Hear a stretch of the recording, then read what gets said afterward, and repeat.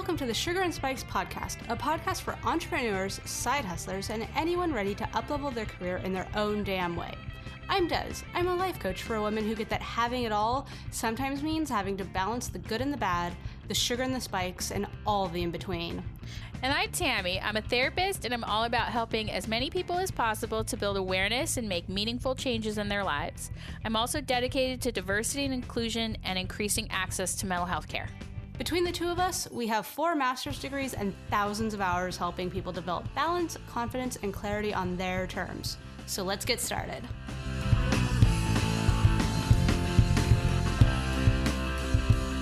Hi everyone, welcome to another episode of the Sugar and Spikes podcast. I'm Des. And I'm Tammy. And today we have a guest that has been on before and is referenced rather often, Payton Dale of the Payton Project. Yay! AKA PFD, AKA, I don't know, Queen of the Internet. Payton, for those that somehow don't know, tell us who you are and what you do. No pressure in that intro. Hi, everybody. I'm Payton Dale. I'm a body positive celebrity stylist based out of Nashville. And I also am a published author, but predominantly I focus on styling artists and anyone that just kind of needs to up their game in their style department a little bit. Yeah. And I am a body positive advocate, and I am also someone that deals with mental illness, which is what we're going to be talking about today. Yes. So much fun. Yeah. So I love talking about this stuff. Said So no good. one ever, but we need to. So if you guys haven't heard Payton's fashion episode, go back and listen to it.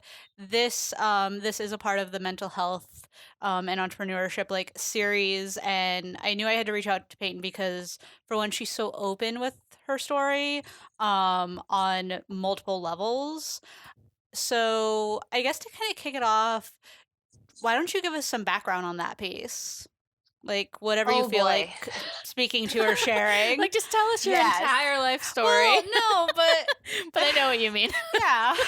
I feel like I should be laying down. You guys should be analyzing me. So, do you want to talk about my mental health struggles or just everything? I mean, so we can kind of pick up from the book because I don't think you mentioned the book thing, but that tiny thing. But yeah, body image issues, anxiety. Yeah, I could totally riff on that. So I started out in the industry. I'm a stylist now, and I have been for 10 years, but I started out in the industry before that as a plus size model. So I was 5'9", I was close to 200 pounds, and I was a size 16. And that was pre-Ashley Graham, pre-body positive movement, pre all of that stuff. So I was the fat girl on set. And I basically did that because I was photogenic, and I was tall, and I couldn't play basketball. So started out as a model and really just didn't feel comfortable in my skin. I really tried to feel comfortable at that size, and I had a lot of health issues.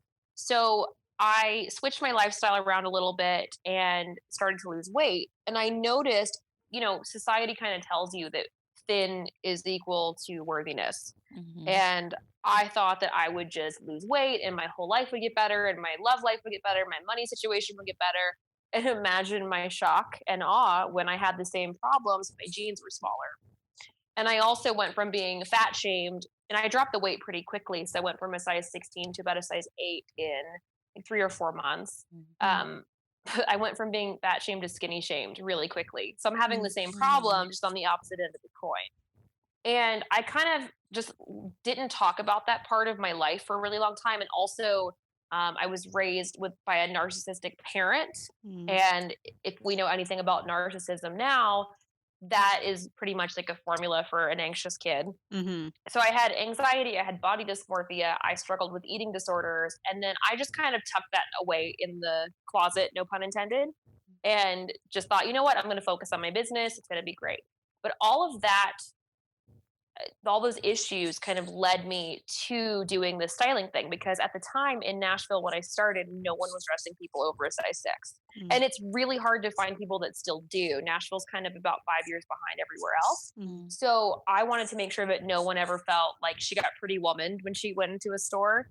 That scene where they won't let her shop because she looks trashy. Well, I didn't want anyone to have that experience. So I started out my company on that belief alone. I was also doing some plus size fashion blogging, and I was getting support from people online as opposed to people in my real life. And that's kind of why I'm so big into online female support groups now, and why I'm also so adamant, even though I am considered relatively thin, why I make it a point to approach all of my clients from a very body positive place, because I know what's damaging. And you and I, Des, have talked about this all the time. There's so many mixed messages for women on the internet about love your body, but not that way. Yeah. And it creates a lot of anxiety and a lot of like insecurity. And I want to be one person in this great big world, online and in person, that can prevent that from happening to just one person. If I can stop it from happening to one person, we can do a lot more. You just got to start with one person, I guess. Mm-hmm. Basically, I want people to love their body, and that's it. That's all you ask for. That's all I want. World peace, pancakes and strong coffee, and people to love their body. That's all I want. In your career as a stylist, how have you seen like the body image issues kind of play out, either like with clients or with yourself? Like, because I know for myself, like that's something that I'm always navigating and everything, and I feel like that's something that there's never like a finish line for. There never will be. Yeah, and I can only imagine as a stylist like what that kind of looks like. It actually has kind of helped me in a way, because I'm at the point where an asshole feels like an elbow to me, because I do see so many naked people on a regular basis, and I see people that are bigger. I see people that are smaller. I see people with, fake boobs. I see people, I've had someone with 3 nipples. I've got people that have been amputated. I've pregnant people. It's kind of one of those things where it's when you say a word over and over again, it loses its meaning. When you see naked people over and over again, it's kind of the same way. And for me, I had this realization that I had one woman that was in front of me. She was standing in front of the like 3-way mirror on the platform. And this woman was so unbelievably gorgeous. Like, she looked photoshopped in real life. She had an 8-pack. There was not an ounce of fat on her. And she still found something to complain about. And that's when I realized this journey is never going to end. I'm never going to feel 100% comfortable, because most women don't. But as far as, it's funny now, because on the flip side of things, people have found a way to make money on body positivity. Yeah. I say that in quotation marks. I realized your people can't see me. Sorry, but people can now make money off of it too. So it's a double-edged sword in my case, because now if I'm working on something, they'll be like, oh, throw a chubby girl in there for inclusivity. And so it's weird. Like, now I'm trying to navigate body image, my clients. Like, I've got certain clients that I know cut the tags out if it's over a certain size. I know there's clients that I don't measure them. Like, I measure them turned around. So they don't see the number. I have clients like that. But then to have, on the other hand, like, oh, we learned we can make money if we put a woman that's over a size 8 and something, and then trying to navigate that. And then in the music business, people are still treated like products. So trying to navigate my feelings, my clients' feelings, and then to make them not feel like they're a product, it's a lot. It's a lot of emotional labor before I even like start shopping for clothes. Yeah, it sounds like it. I mean, I would imagine that as a stylist too, that you kind of catch all that shame, all the guilt, and everything that women feel when they go to buy clothes, how they feel about their body, how they feel they look in their clothes. And so I would imagine that as a stylist, you catch all of that and have to kind of hold it in this space, to get them looking fabulous, and everything that you have to do, but also trying to navigate all that emotional kind of baggage that we all, I'm going to say, care. Not all, but many of us have. Carry. But so here's a great example. I'll tell you a quick story about what I deal with on a regular basis. So when I hire teams for my artists, I'm usually hiring women, because especially if they're a female client, because they're going to know how to navigate the emotional, all the emotions. I'm getting like choked up thinking about it. I'm sorry, you guys. So I got a call recently to work on a music video for a girl. And this is oftentimes if it's someone that comes to Nashville from out of town, I will never have met them in person. I'll just have sizes. I'll talk to them maybe briefly on the phone for a few minutes, Mhm. and then I'll start getting to work on finding clothes for either the photo shoot or the video shoot. Mm. So I get a call from this woman's manager, and I can tell immediately that this guy's kind of a douchebag. Mm. And he kept telling me about how much of an industry veteran he was, which that's usually kind of like the first sign, like, it's like saying, I'm a genius. Yeah. And he kept saying, well, we heard that you're good for girls that are bigger, girls that are bigger. That was over and over again. We heard you were good for girls that are bigger. We heard that you can dress them well. Most people can't do that. That's a real talent. Girls that are bigger are harder to dress. Girls that are, and I was just like, so let's take her size out of it. What is the vibe for the video? Like, what's going on? I need to know like actual details as opposed to you just telling me that she's bigger. Mhm. And he's like, he was an older guy. He didn't like a young woman telling him how to do his job, but joke's on them because they'd already paid me. So I'm talking to him and he goes, well, just no shorts because she's got really thick thighs and it's really distracting from the actual voice coming out of her. And I just, I brushed it off, but I'm also empathetic. So I know that I've heard things that have happened, heard things that are like very similar and they've affected me in a way that I can almost feel those feelings again. So like I was almost taking on this girl's feelings. And I get her measurements and she roughly averaged out at a size 6. And the girl did CrossFit. So she was muscular, but like, damn girl, good for you kind of muscular. And her legs were amazing. And I had all these texts from her manager just about how big she was, like thunder thighs, like chunky, like we need to disguise this and that. And I got there on set the day of, and I pulled her aside and I was like, I could lose my job and you can fire me tomorrow and I will walk away with all the clothes and you can keep all your money. But here's what's being said about you. And I told her where I was coming from. I'm like, look, I was a kid that had eating disorders. I thought that I was big when I was this size. It's not healthy for you to have these as your management.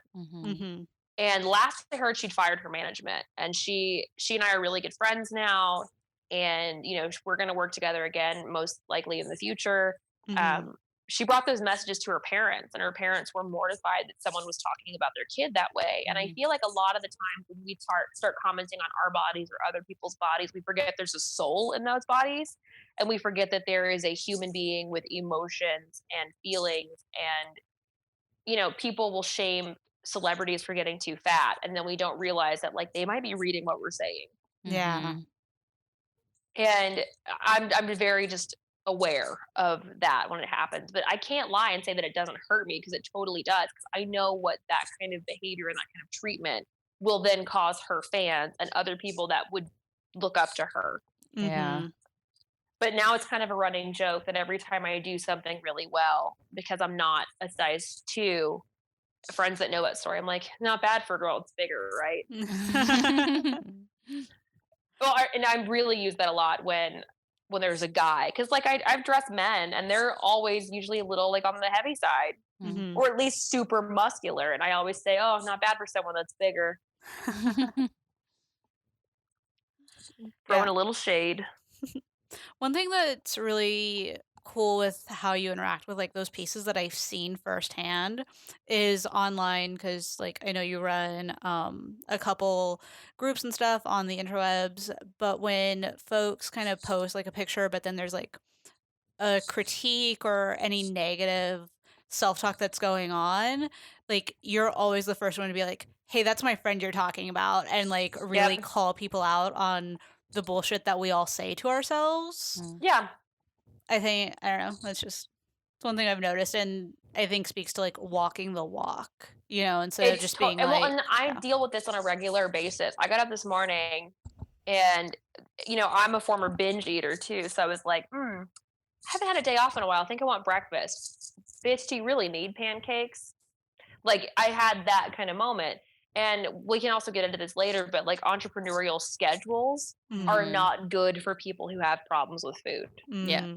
So I was like, am I triggered? Am I having a moment? Or do I just want pancakes? I think I just want pancakes. And I realized I would never say that to somebody else. I would never say that to one of you guys. Like, bitch, do you really need those pancakes?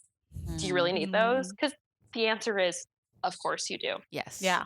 It's always yes Yeah. for pancakes. But I have to take things and go, would I say that to someone I love? And if the answer is no, then I can't say it to myself. Mm. I think it's easier for women, or just for people in general, to be easier on other people than we are on ourselves. Mm-hmm. And I think especially when it comes to how women think about their bodies, like the way I would think about my body is definitely not how I think about the women in my life or Mm-hmm. my clients or even people I see on the street. Like some of the like horrible things that I have said, I would never say that to somebody else, right? Mm-hmm. So Well, you'd probably be punched in the face. right. True. You know, the things that I used to say about my body, I live in the South. There's a lot of rednecks around me. I get shot. Let's get real. Yeah. It's just not, I have to think about that all the time. Like, if I would not say it to my best friend, I'm not going to say it to myself. Mm-hmm. Because when you think about someone you love, like when you think about their body, you don't think about the bad things. Right. Mm-hmm. It's so You true. just don't. Yeah, Yeah. it's true. Going back to that, the entrepreneur schedule and not really aligning with. Lack of schedule, you mean? Yeah. Yeah. Let's see. I don't know. Can you say more about that? Because one thing that I do want to do with this series and everything is speak to like, here's why entrepreneurship is, I don't want to say more of a danger or anything, but like if you have. It's not as sexy as everyone makes it out to be. It's not as sexy. And if you're coming into it with like prior issues like anxiety or Right. food issues and stuff, then you need to be more on guard rather Yes, than less absolutely. on guard. So can you say more Right. about that piece? Yeah, of course. So with my particular schedule, Mm-hmm. I don't have I have a schedule, but it's never consistent. Mm-hmm. So this week I had 2 shoots. One of them was a 12-hour video day that ended up being like more like 13. And then the other one was like a 5-hour photo shoot. And then I'm also in my car because a lot of my job, people just think that I show up and I play dress up and that's it. But the bulk of my job is being in my car. You know, I've been posting about it all week. Like I've had 4 rolling racks in my house right now. I'm going out, I'm picking every single piece. I'm setting that piece up. I am steaming it. I am ironing it. I'm then on set. I have to lug everything in the car and break down all the racks and then do it all again. Mm-hmm. So if I book a job, it's really a 3 to 4 day job. Mm-hmm. And most of that time is spent in my car. I'm talking like 8 hours a day in the car, returning stuff because also I built relationships with those people. I have to talk to them. I have to ask them how their kids are and, you know, all that stuff. Being in your car doesn't always lead to healthy eating habits. Mm-hmm. Right. And then being on set for 12 hours and they'll usually feed you, but there's not a lot of stuff there if you don't want to eat junk food. Right. So for me, I have to either plan ahead or I know I'm going to have a moment. If I have a moment, by a moment, I mean like I break down and go get, you know, French fries somewhere for lunch instead of eating something that has a vegetable in it. I guess French fries are a vegetable. They're potatoes. Really, true. If I'm really trying hard. If tomato sauce is a vegetable on pizza, then French fries are a vegetable. True. So, but you know, it's not the best choice to make. And I'm not drinking water. I'm trying to stay awake. So I'm drinking more iced coffee than ever. I'm trying to do all of these things. And it doesn't lead to good eating habits. And when I don't eat well that week, then I get triggered. I get triggered by going, oh, well, you look like you gained weight. Oh, well, your pants are a little tighter than they were. When I know that if I just retain sodium, I could I don't weigh myself. It's like, oh, I ate French fries. That's why my pants are tighter. Mm-hmm. I'll drink some water and get over it. My logical brain understands that. My illogical brain is like, you've ruined everything. Mm-hmm. Burn it all. Burn it to the ground. Yeah, and I'm in a place now where I would like to be able to get meal prep services. I haven't found one that I love in Nashville yet. So I've tried a few and they're convenient. I've tried to take all of the work out of food that I can. Like I order my groceries and I only order healthy stuff and but then I'm also another flip side of the entrepreneurial schedule. I don't have work-life balance. I just have life. Right. So, and I think that if women especially, we try to balance everything. And if we try to balance everything, I talk about it all the time. We try to balance everything, we will go crazy.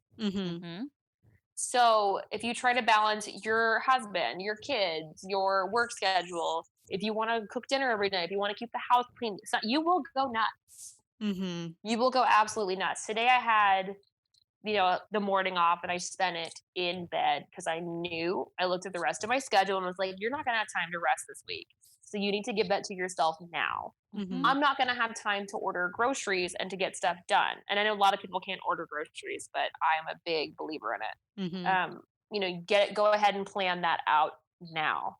And I'm not a planner by nature. So having to force myself to do this is the only thing that's really keeping me sane. Like I had pancakes for breakfast this morning, but I also knew I needed to eat something that had a vegetable in it for lunch and dinner.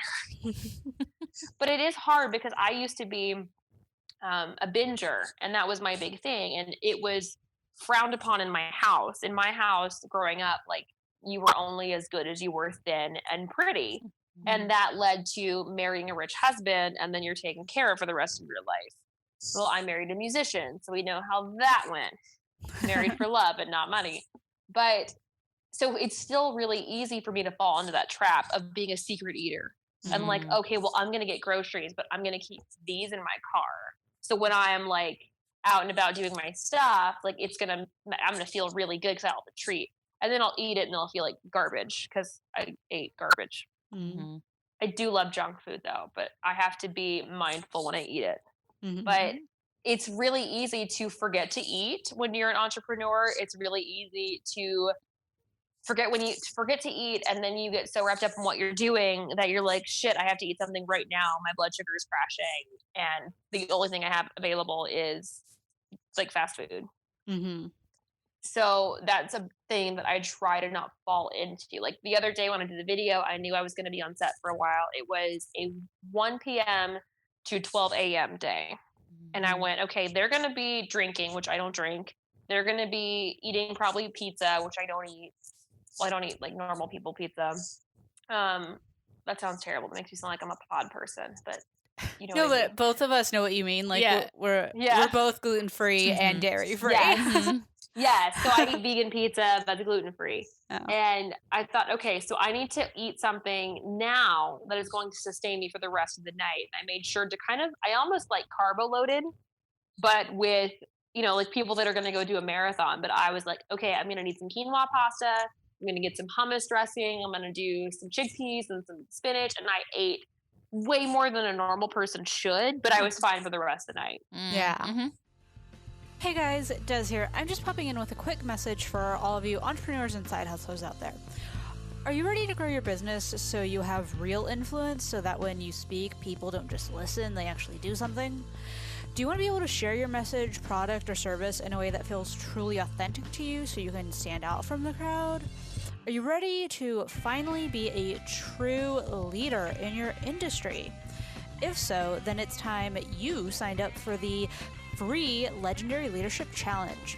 In just 5 days, you will be able to define your leadership style, develop a whole new way to view all the things on your to-do list so you're not overwhelmed, create consistent standout content, increase your community engagement and connections, like real, actual connections, and redefine self-care so you can keep doing all the things you're made to do. If you're ready to rise up as the legendary leader you know you are, then head on over to DesireeW.com and click on the Legendary Leadership Challenge and sign up today. And when you sign up for the challenge, you also get 5 free days to all of the content in the Legendary Leadership Society. Guys, it's nuts. So, if you're ready to learn how to lead your way, take the Legendary Leadership Challenge today. So that's kind of how I have to start looking at things. And also, my anxiety gets really high when I've had too much caffeine. So trying to figure out the right amount of caffeine to keep me perky versus to keep me from feeling like the world is going to end and I'm going to kill everyone. That's the other thing too. So I've had to really be mindful of how much caffeine I'm consuming and what I'm eating before work, during work, and after work. Because during work, it's really easy. Like on the photo shoot the other day, my client was like, I'm going to order Panera. Who wants something? And I try to be gluten-free, and I know that gluten makes me feel like shit and makes my face break out and makes me tired. And I almost ordered a bagel, and I was like, you know what? Just give me a smoothie and get me that quinoa bowl. And she goes, that's all you want. I'm like, yeah, that's fine. Thank you so much. So I have to think 12 steps ahead of what this food is going to do to me. Normal people don't have to. And I mean normal very, loosely, but like people Yeah. that don't have food issues don't have to worry about that. Yeah. It's almost like I always talk about people that say that they mindfully drink.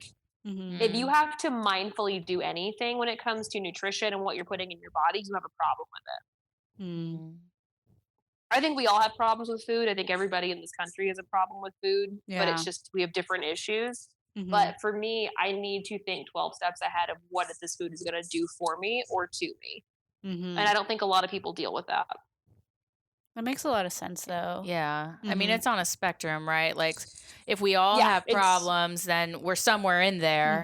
And if you're on the more severe end, then the amount of your cognitive resources and your planning and your emotions and is all taken up by dealing with being on the severe end of that thing. Well, and I'm not a person that like weighs my food. I don't worry about macros and micros. I just go, okay, I'm going to need to have a lot of energy, and I'm also going to need to not feel weighed down. What can I give myself now that is going to be beneficial so I'm not going to McDonald's to get French fries? Like, what can I do? Because for me, my blood sugar crashes and I just turn into a bitch. And I can't do that at work. So what can I do to prevent that from happening? And the other day on set, when they were like, we're going to order pizza, I said, hey, can you order like a vegetable tray and some hummus? And they were like, yeah, no problem. I went, and that's what I ate. I stuck to that on set. And I felt energized, and I felt like I wasn't going to be doing any damage to my body, and I was going to be able to get through and not feel hungry and just, go on with it. But normally I would have been like, pizza, sure, whatever. And I used to do that on set, and then I would feel really bad because then I'm not the one on set that has the glam squad. I'm not the one that has the hair and makeup person.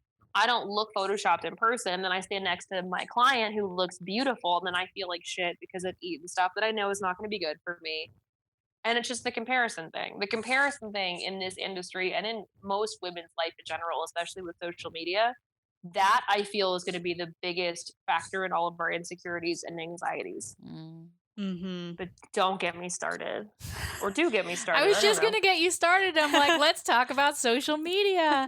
Let's talk about social media, baby. It's such a double-edged sword. Social media is the biggest double-edged sword in entrepreneurship ever, because on one hand, I need social media to further my career. I need social media to remind people of what I do. I book most of my work on social media or people Googling stylist in Nashville. And it's funny because I work in LA and New York, and I don't have a location on my website, but I guess that's what pops up when people Google me. And for me, social media is a way to keep up with people on set. It's a way for me to keep myself fresh in the mind of photographers and musicians and anyone else that want to hire me. On the other hand, social media has become this kind of thorn in my side because it is an eating disorder survivor's worst nightmare to be on social media. And it's funny because I know the tricks they're using. I know why they're sitting like that. I know why they look like that. And it's obviously from, the woman's beautiful, but it's also like Photoshop, lighting, angles, all these things. The other day, it was so funny. I was on set for that music video and the guy's pants didn't fit very well. And I remember I had done work on like an athletic wear line shoot like a million years ago. And the model couldn't fill out the top because most models are very small busted, but they wanted this woman to look busty and curvy and like a Kardashian. What they did was they put chicken cutlets in her bra and they pushed them up and they taped them up, but then they still couldn't get the bra to fit. And they shoved a water bottle in the back of her bra band and it pulled everything tighter. So I took that and I used it on my guide. I was like, hey, your pants are too loose. There's your water bottle in your butt crack, basically. And he's like, oh, that's crazy. He's like, wait, so all those Instagram models, like they have water bottles shoved in their backs? And I went, well, a lot of them do. There's contour for their abs. There's all kinds of incredible things that people can do on top of just being really pretty. Social media used to just be like normal people doing normal things. And it's just not the case. it's so funny because, like, social media for me, this is what happens for someone. And mind you, I haven't acted upon my eating disorder now in over 7 years. So I haven't binged, I haven't purged, and I haven't starved myself. I've done disordered eating, which is things like becoming obsessive about counting calories. I had a Fitbit for a minute, and that was not a good idea for me. Anything that involves counting and burning and making sure that you have a certain amount of anything is not good for me. But someone that has not like gone out of their way to contribute to their eating disorder, this is what it still feels like to me. I'm scrolling through. First of all, I've unfollowed every single stylist that I know. Not because I don't love them or support them, but because that comparison is just not something that's healthy for me. We can get into that in a minute. I've also had to unfollow a lot of my friends that are models. I've had to unfollow a lot of clothing companies that use women that can trigger me. And I also feel like by doing that, it also removes some of my own internal misogyny.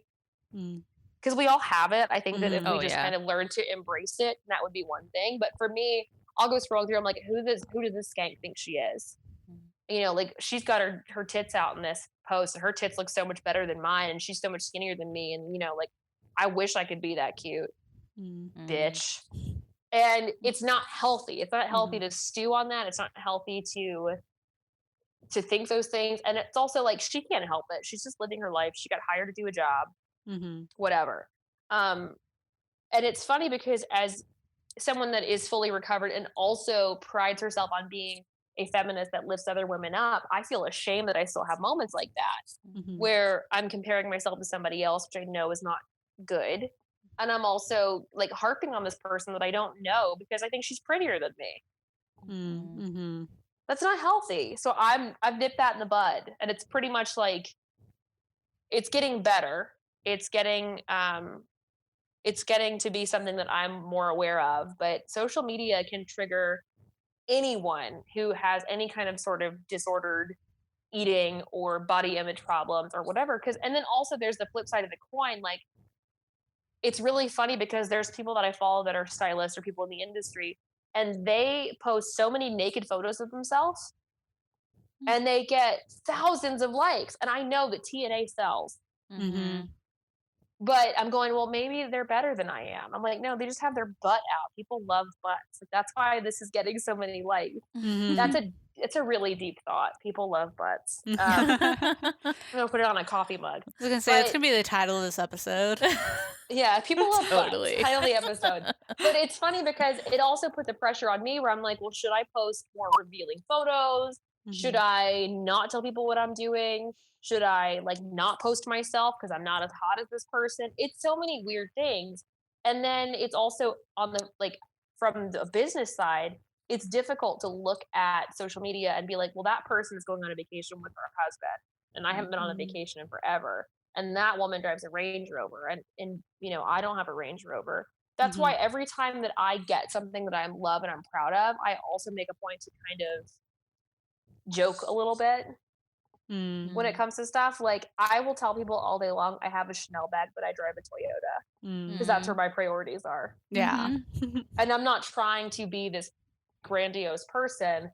And I feel that by me doing that, it's not only created an opportunity for other women to do the same thing, but it's also, it makes me human. Exactly. I was just thinking that. I'm like, it makes you real and authentic, and like there are decisions to be made. There are choices that you make.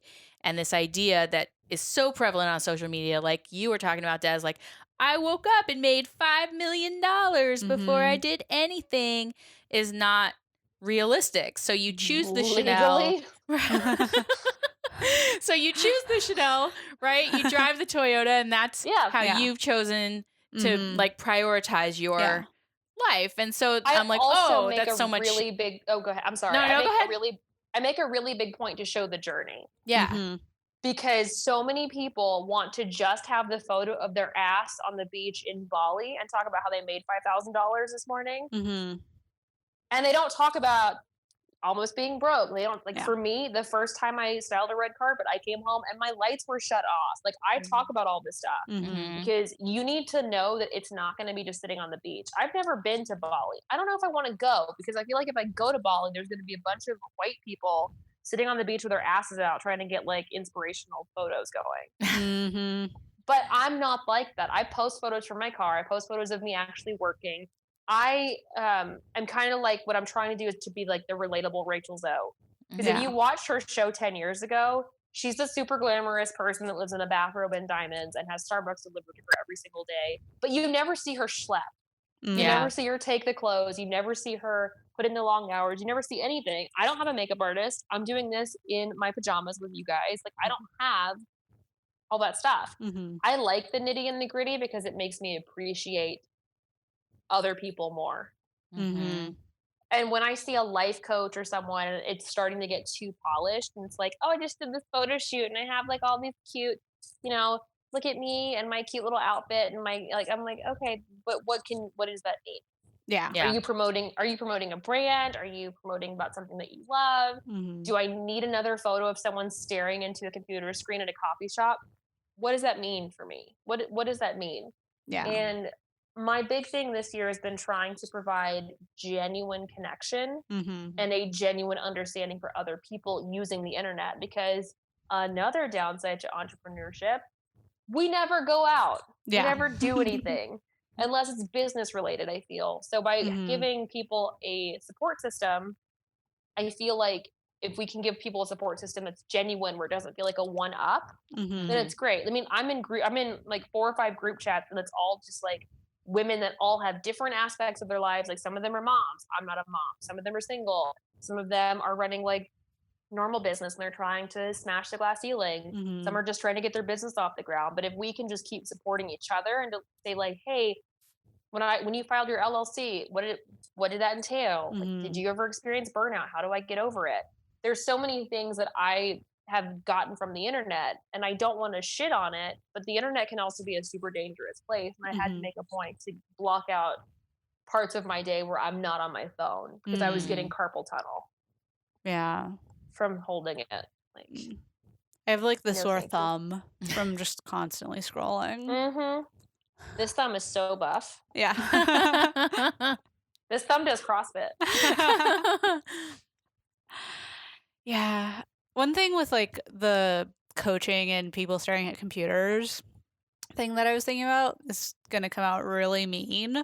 Yay! But it's my podcast and I'll be mean if I want to. I was talking with my copywriter yesterday and she and I were talking about, now it's starting to become a bigger trend of people branding themselves as a brand. Like, people are actually starting to consider themselves to be a business, which is something that I feel like Sugar and Spikes did from the get-go. You did it from the get-go with the Payton Project. Like, yep. Folks that kind of know what's up have always done it, but now these life coaches and everything are starting to be like, I'm rebranding as this and all of this stuff. But my copywriter was just like, people are just starting to realize that unless you're like legitimately famous, no one cares what the fuck you're doing. Like, you don't matter. Like, as a person you do, but online you don't matter.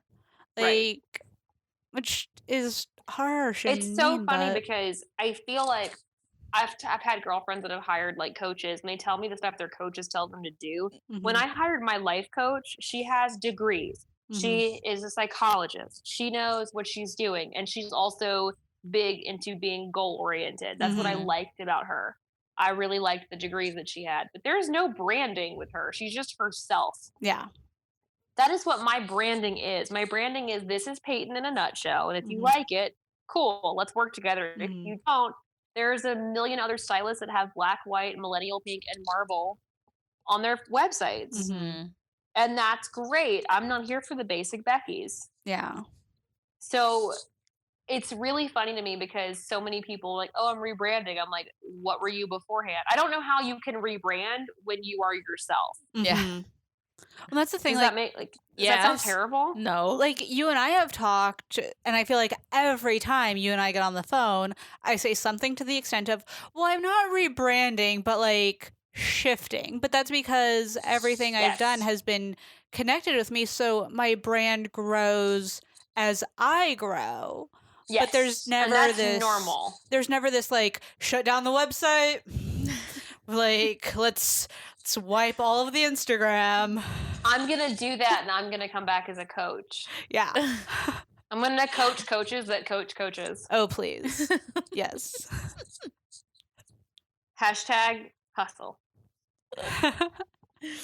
But yeah, it's funny because I think about my business when it started out, and it looked a lot different than it does now. Mm-hmm. Because when I did start out, I did try to do the things that everyone wanted me to do. So I thought, well, I'm in fashion. Fashion is serious. It's black and white. It's so boring.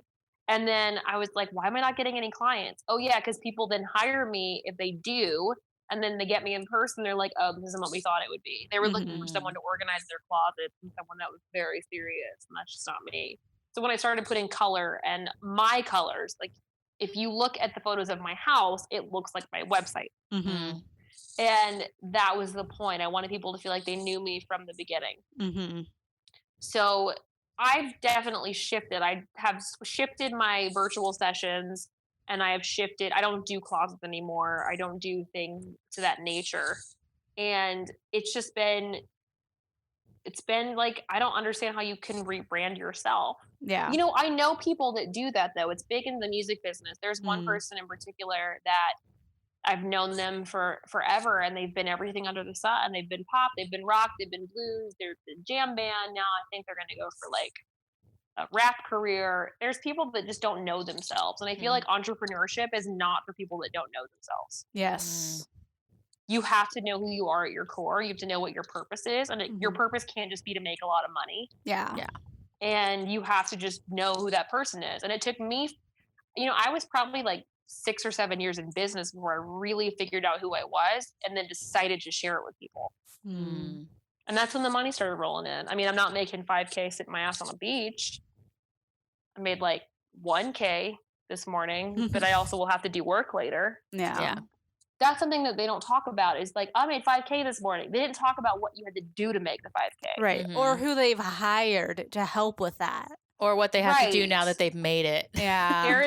There's a meme that comes to mind every time I see one of those. And it's these like Instagram models, and they're all in their bikinis and they're on a yacht. And it says, the one thing they won't show you is who paid for the yacht. And then you swipe over and it's like a 90-year-old man in a captain's hat. And it's kind of similar. It's like, you know, people will look at me and they'll see the Chanel bags and they'll see the blowouts and the lash extensions, and they won't see the bruises that I have. They won't see that I have to carry garment bags that can weigh up to 50 pounds. And I do it a lot of the times in heels. Like they don't see the blood, the sweat, and the tears, which is why I started to share a lot of it. I mean, my last video, no one's going to feel sorry for me. I was roller skating for 12 hours and made people look cool. But there are days where I'm like, I talked about this on my Facebook group. You know, there are days where people come into my home office and they're stoned and you can't communicate with them. Or there's people that lie about their sizes. That's the number one thing all the time. And in order to not only humanize myself, but to show people that they're not crazy and they're doing the best they can. I don't want women to give up that are entrepreneurs. And I feel like a lot of the times it's like, oh, well, I didn't make 5K this morning, so I'm going to give up. Yeah. So when I make that 1K this morning, it's a deposit for a job that I'm going to have to do in a few days, and it's going to be an 8-hour day. Not to mention the 8 hours that goes into prepping it, and then the 8 hours that will go into returning everything. So no one's going to see that. And the people are going to see, like, I mean, yeah, I posted on Instagram from my bed this morning that I was living my best life, but tomorrow I go back to do actual work. I was living my best life, though. Yeah. Always living the best life. It's my thing. Okay. I did something that I knew I shouldn't have done, but I did book someone back to back. So no problem. Thank you so much. Where can folks find you on the interwebs? People can find me at thepaytonproject.com, and that is Payton, pay me a ton, paytonproject.com, and I'm also the Payton Project on Instagram. Awesome. Perfect. Payton, thank you so much. And my money's on, we'll probably have you back again because we had like 10 other things that we wanted to talk about. We didn't Totally get to. fine. You're going to be Totally like fine. a guest. What? Well, it's not, you can't be a columnist, but like a regular. A special guest star, a regular contributor. Yeah, something like that. Yeah, always.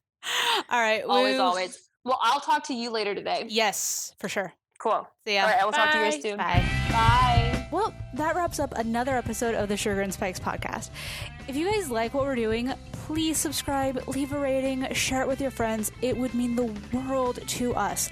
If you're not a huge fan of what we're doing, maybe share it with someone you think may like it. If you want to keep up to date on all of the Sugar and Spike shenanigans, get the behind-the-scenes tour of life and business as a millennial female entrepreneur, then follow me across all the social medias. I'm Des W, Ms. MBA, DEZW, MBA, across all the platforms, your Facebooks, your Twitters, your Instagrams. I'm there, same name. And don't forget, if you're ready to rise up as a legendary leader, you know you are, then head on over to DesireeW.com and sign up for the free 5-day Legendary Leadership Challenge. Also, I want to thank Forget the Whale for use of their song Move Along as our theme music. And guys, remember to stay unavailable for fuckery.